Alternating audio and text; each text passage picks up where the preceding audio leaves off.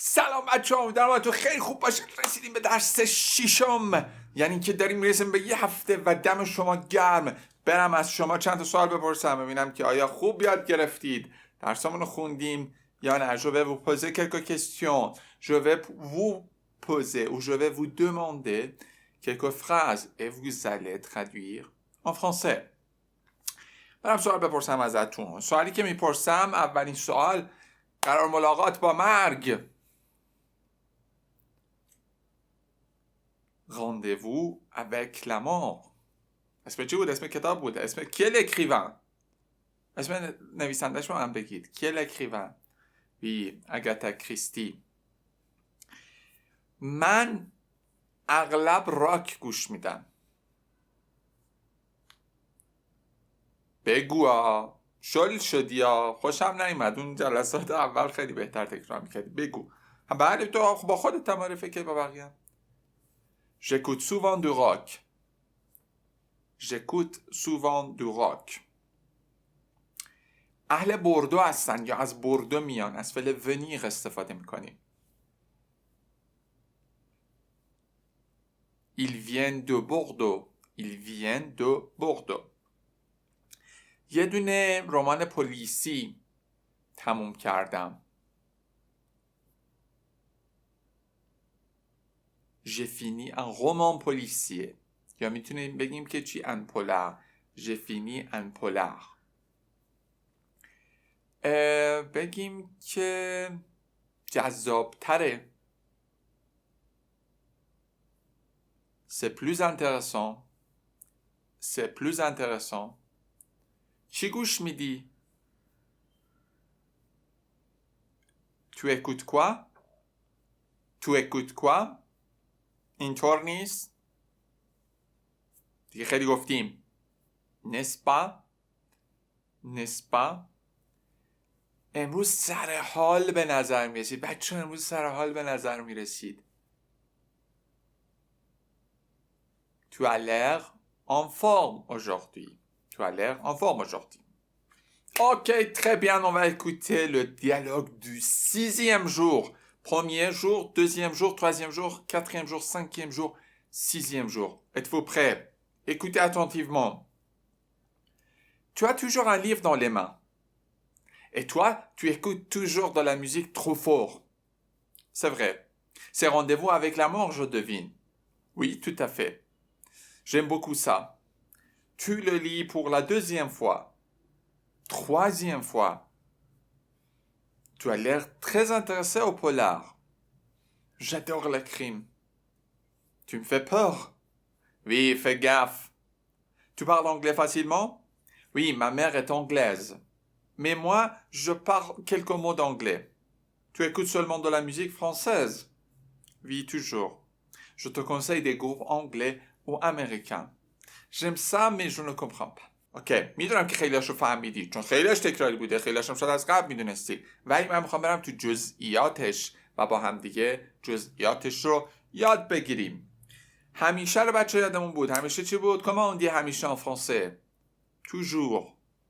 toujours. répétez. toujours. بچه یه دونه اغلب داشتیم که چی بود؟ souvent. souvent. همیشه چی بود؟ toujours. جاشون کجاست؟ معمولا بعد فعله بچه ها. خب بعد فعل داریم میذاریم. میگی که تو داری همیشه. Tu as toujours. Tu as toujours. چی داری؟ Tu as quoi؟ یه دونه کتاب داری. تو همیشه یه کتاب داری. Tu as toujours un livre. Tu as toujours un livre. توی دستات. les mains. دستا از اینجا به بالا میشه main. ماشینی که میگی منواله یا منوال از این میاد، دنده دستی. Tu as toujours un livre dans les mains. یعنی همیشه کتاب دستته. dans les mains. Oui, tu as toujours un livre dans les mains. میتونیم بگیم که تو همیشه مثلا یه دونه کیف دستته. شما بگید Tu as toujours un sac dans les mains. همیشه یه گل دستته. Comment on dit گل؟ Une fleur. Tu as toujours une fleur dans les mains. همیشه موبایل دستته. Un portable. تو as toujours un portable dans les mains. حالا اینجا چون یه دونه موبایل خاصه میتونیم بگیم تو as toujours le portable dans les mains. میگه و تو اتوا بعضی میگن اتو، اشتباس بچه‌ها. تو بچه ضمیر فاعلی، یعنی بعدش حتما باید فعل بیاد، ولی اینجا که ما که فعل نداریم بچه‌ها جان، اینجا ما فعل نداریم و فقط داریم میگیم اتوا، پس از تو استفاده میکنیم. اتوا و تو همیشه گوش میدی، همیشه که toujours بود. جاش کجا بود؟ après le verbe. On place, ok, ici, l'adverbe de temps après le verbe. Ou ici, adverbe de fréquence aussi, on peut dire. Tu écoutes toujours. Tu écoutes toujours. موزیک گوش میدی. گفتیم وقتی خود موزیک رو داریم گوش میدی از دل موزیک استفاده میکنیم چون یه مقدار موسیقیه. ولی اگه بخوایم علاقمون رو بگیم از ارتیکل دفینی استفاده میکنیم. مثلا چی میگم؟ مثلا میگم j'aime la musique. میبینید؟ ولی وقتی دارم گوش میدم نمیگم j'écoute la musique، میگم j'écoute de la musique، یعنی یه مقدار موسیقی دارم گوش میدم. Tu écoutes toujours de la musique. Tu écoutes toujours de la musique. دستام یکم اینجوری آزاد کنم. Tu écoutes toujours de la musique. همیشه موسیقی گوش میدی. trop fort یعنی با صدای زیاد بلند. fort بچه خودش یعنی قوی، strong ها، ولی اینجا مثلا با صدای بلند ما فوق استفاده میکنیم.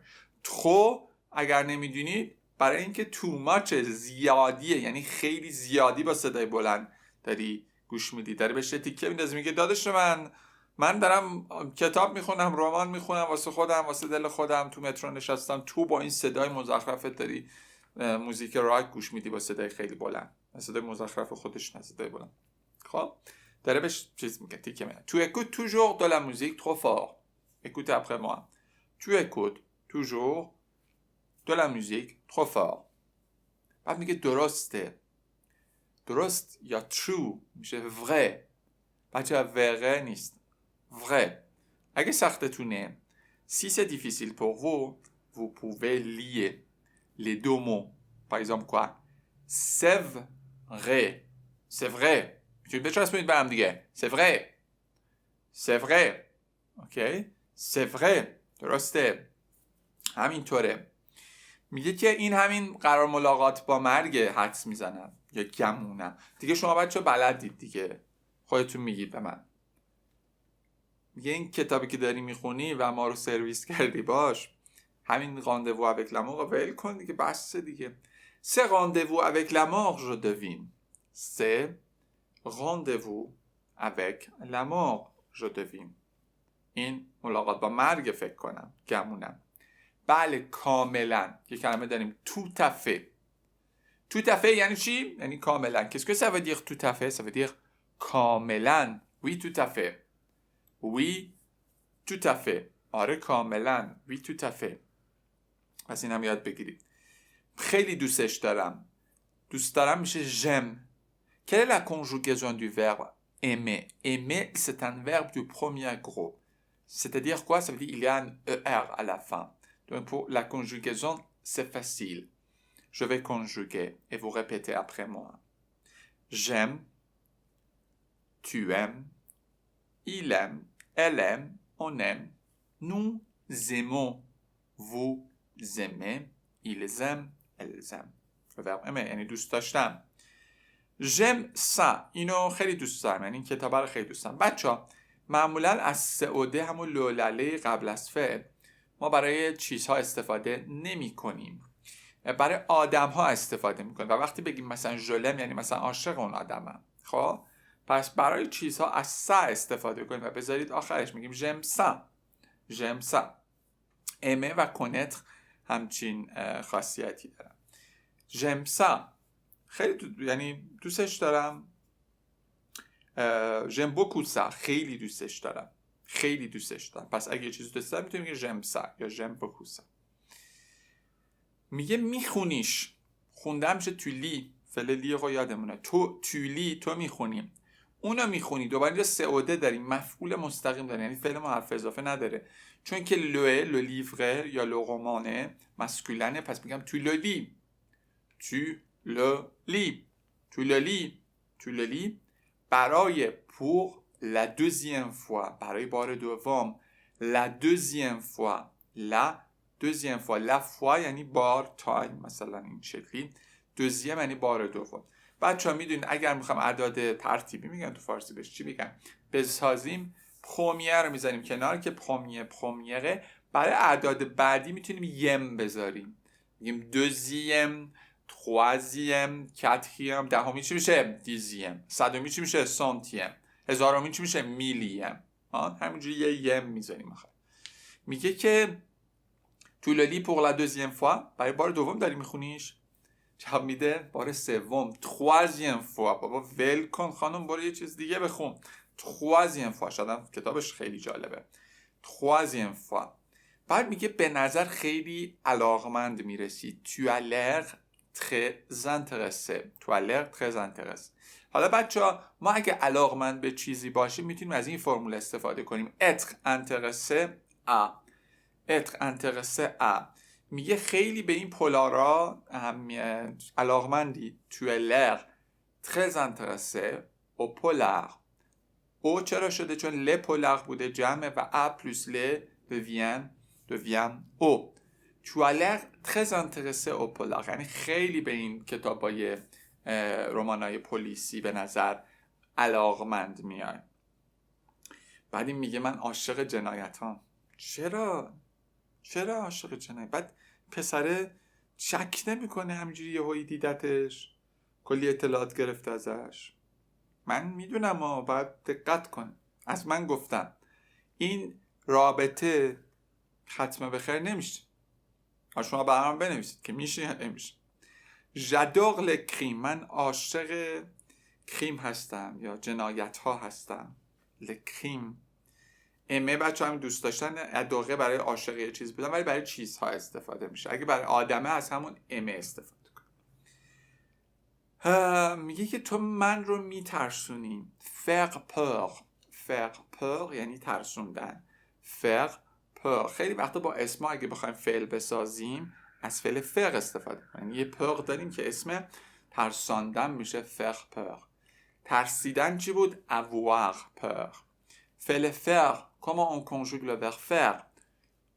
Ou comment on conjugue le verbe? On peut dire faire peur. Je fais peur. Tu fais peur.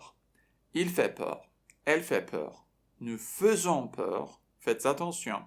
Nous faisons peur. Vous faites peur. Ils font peur. Elles font peur. میگه تو من میترسونی. Tu me fais peur. باید هم بترسی. اگه میترسیدم الان دیگه ادامه نمیداد این رابطه رو. ما هم میرفتیم خونمون. نه اینکه اینجا بشینیم اینجوری صحبت کنیم. میگه آره مواظب باش. fais gaffe. یه دونه بچه ما تو فرانسه داریم faire une gaffe یعنی گاف دادن، سوتی دادن. faire une gaffe. یه دونه داریم faire gaffe یعنی مواظب بودن. میگه مواظب باش، من خیلی عشق جنایت و اینا، ممکنه بلایی سرت بیارم. je vais conjuguer une autre fois le verbe faire gaffe. Je fais gaffe, tu fais gaffe, il fait gaffe, elle fait gaffe, nous faisons gaffe, vous faites gaffe, ils font gaffe, elles font gaffe. مراقب باش. میگه که تو آسون صحبت میکنی انگلیسیو، چون که گفت مامانم انگلیسیه دیگه و کتابم داره انگلیسی میخونه دیگه. میگه tu parles anglais facilement. tu parles anglais facilement قید ماست، معمولا با مان ساخته میشه و قیدها معمولا از صفت مؤنث ساخته میشه. یعنی مثلا généreux masculin et la forme féminin c'est généreuse plus MONT c'est généreusement. OK. tu parles anglais facilement. انگلیسی راحت صحبت میکنیم. oui ma mère est anglaise. بله مامانم انگلیسیه. ma mère est anglaise. mon père est anglais. پدرم انگلیسیه. masculin ma mère est anglaise. ma mère est anglaise. ولی من mais moi je parle quelques mots. quelques یعنی چند تا مو یعنی کلمه. quelques mots یعنی چند تا کلمه فقط انگلیسی بلدم. je parle mais moi je parle quelques mots d'anglais. je parle quelques mots d'anglais. یه وقتی فرانسه کم بلدی میگی je parle quelques mots de français. je parle quelques mots de français. مثلا من فقط خیلی چند تا کلمه بلدم. بعد میگه تو گوش میدی. tu écoutes. فقط میشه seulement. tu écoutes seulement de la musique française. فقط موزیک فرانسوی گوش میدی. tu écoutes seulement de la musique française. میگه بله همیشه. oui toujours. نه بلد بودیم. به تو پیشنهاد میدم. Le verbe c'est conseiller. Conseiller, c'est un verbe du premier groupe.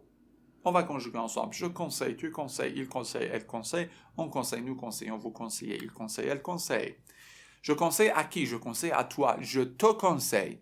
Je te conseille. من به تو پیشنهاد میدم. Je te conseille. Je te conseille. به تو پیشنهاد میدم. des groupes anglais ou américains. گروه های انگلیسی و آمریکایی. بابا راک داری گوش میدی، بعد انگلیسی گوش بدی، آمریکایی گوش بدی. فرانسوی چیه؟